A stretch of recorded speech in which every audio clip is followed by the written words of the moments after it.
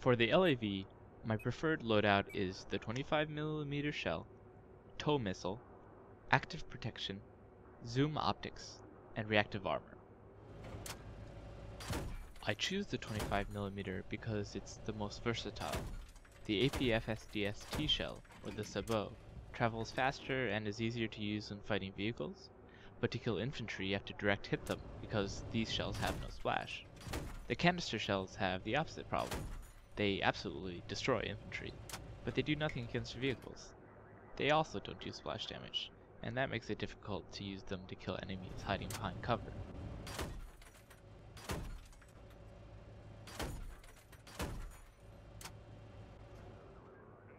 I run the tow missile because it gives me an advantage over the greatest threat to me on the battlefield, which is other vehicles. When you hit an enemy vehicle with the tow, not only do you do some 40 damage to them instantly, you also have a good chance of dealing a critical mobility damage, and locking them in place for an easy follow-up.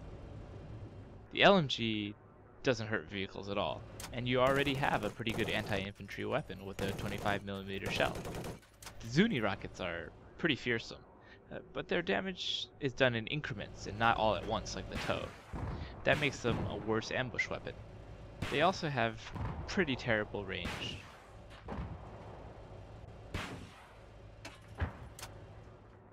For countermeasures, active protection is king. Once you learn to use it well, it becomes essentially 4 seconds of invulnerability. IR smoke does nothing against weapons that don't require lock-on, like the tank shell, or RPGs, SRAs, tow missiles, you get the idea.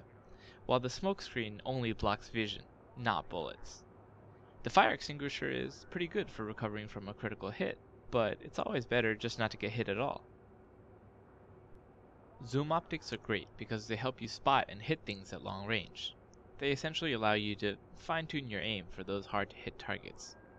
The night vision and thermal optics are useful, but only when you haven't yet trained yourself to spot enemies normally.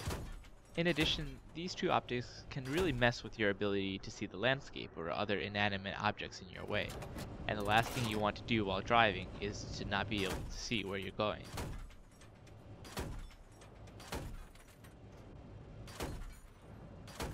Finally, reactive armor is an absolute necessity. For vehicles in Battlefield, mobility is king.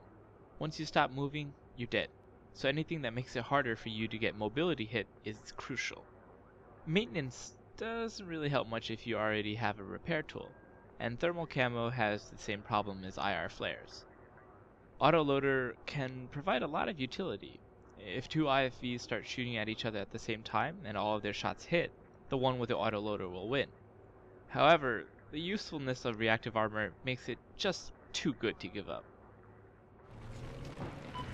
That being said, in the end, all of these loadout choices are potentially viable. I heavily encourage you to try each of them out for yourself and see how you like them. You never know, you could turn out to be an aim god that never misses with the sabot shell, or you could be really smart and find new clever ways to fake out your enemies using the smoke screen. Try it, give all the options a shot before settling down on a loadout that works best for you.